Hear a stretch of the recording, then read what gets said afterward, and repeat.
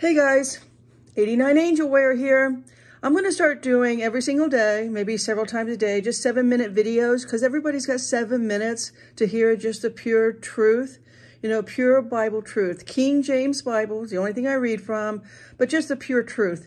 As a veteran of the New Age movement, of Satan, of being trapped by the lies of the New Age movement, and you're thinking you're on a spiritual journey because you're worshiping Gaia, Mother Earth. You're doing your drumming ceremonies under the full moon, and you're lighting your candles at a new moon, and you're burning sage and burning incense. Look, guys, I'm sorry, but it's all dark, and it's as satanic as it gets. If you're drumming under a full moon, you're worshiping Satan. I know you don't know that. That's why I'm going to do these videos. Well, let's start with 1 Peter 5:8. There's only 2 ways Satan can manifest on earth. The first way, 1 Peter 5:8, be sober, be vigilant, because your adversary, the devil, as a roaring lion, walks about seeking whom he may devour. Now, let's go to 2 Corinthians 11:14. And no marvel, for Satan himself is transformed into an angel of light. Now, before you do your ceremonies with your drums, your sage, your candles, whatever you're putting on your altar, what does Lord God have to say about Satan's creation of the sun, moon, and stars? I know this is new to you, okay? I understand. But Satan himself in Genesis 1 made the sun, moon, and stars. And you can find Beguiling Eve on my video on that. All right, let's start with Matthew 24:29. Immediately after the tribulation of those days, the sun will be darkened, and the moon will not give its light, and the stars will fall from heaven, and the powers of the heavens will be shaken. Now, why would Lord God, our one true almighty creator, why would he destroy his kingdom? He wouldn't, because that's the kingdom of Satan in Genesis 1. The first time Satan defiled or sinned against the Lord is in Genesis 1:1.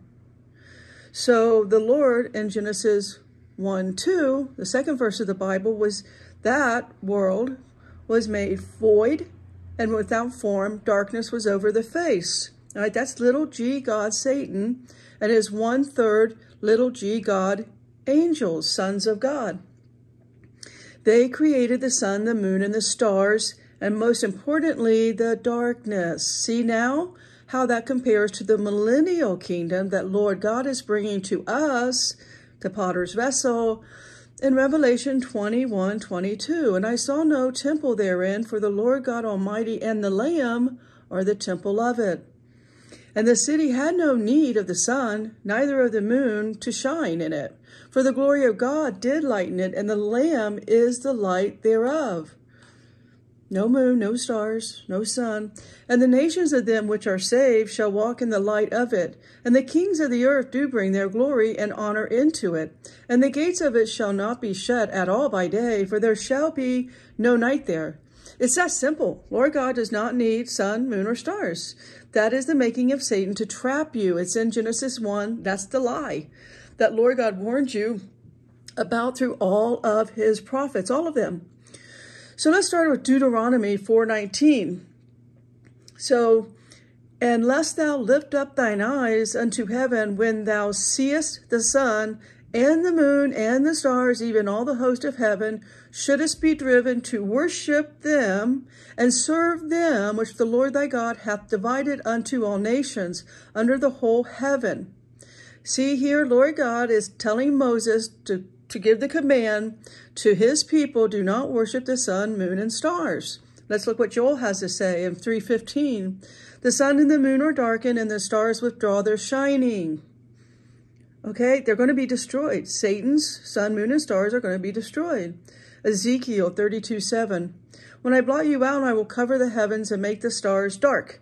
I will cover the sun with a cloud, and the moon shall not give its light. I really like this one, Isaiah 47:13 through 15. Thou art wearied in the multitude of thy counsels. Let now the astrologers, the stargazers, the monthly prognosticators stand up and save thee from these things that shall come upon thee. Astrologers, viewers of the heavens, the monthly that give knowledge concerning the months. All right, verse 14, behold, they shall be as stubble. The fire shall burn them. They shall not deliver themselves from the power of the flame. There shall not be a coal to warm, nor a fire to sit before it. Verse 15, thus shall they be unto thee with whom thou hast labored. Even thy merchants from thy youth, they shall wander every one to his quarter. None shall save thee. 2 Kings 23:5. And he deposed the priests whom the kings of Judah had ordained to make offerings in high places at the cities of Judah and around Jerusalem, those also who burn incense to Baal, to the sun, and to the moon, and the constellation, and all the host of heavens. You don't worship this stuff, guys. 1 John 1:5, this is the message we have heard from him and proclaimed to you, that God is light, and in him is no darkness at all. I already read to you, there won't be a nighttime, there won't be a moon in the new kingdom, the millennial kingdom where we go. So it's really just that simple. There's not darkness, there's no moon, there's no sun in Lord God's kingdom. There's just his glory, his living fountain of life, his 12 fruits of the tree of life. So the drums, the sage, the incense, the candles, the chants that you pose to the moon, okay, all that stuff you're doing, the moon is only for one thing, and I really want you to hear this. The moon is for witchcraft and sorcery. And you give permission, hear me now, you give permission to be possessed by Satan's seducing spirits. When you do this, the seducing spirits come in, and what is their language like? It's one of love and high vibrations, and let's just coexist, and love is all you need, and let's use our imaginations, and we are creator, we are gods. No, that's not the case. You need to decide which camp that you're in. So I started with Matthew 24:29, where Satan's kingdom will be shaken. And here, you can see in the next episode, I'll be talking about Psalm 104, verse 5. He set the earth on its foundations so that it should never be moved. Have a blessed day.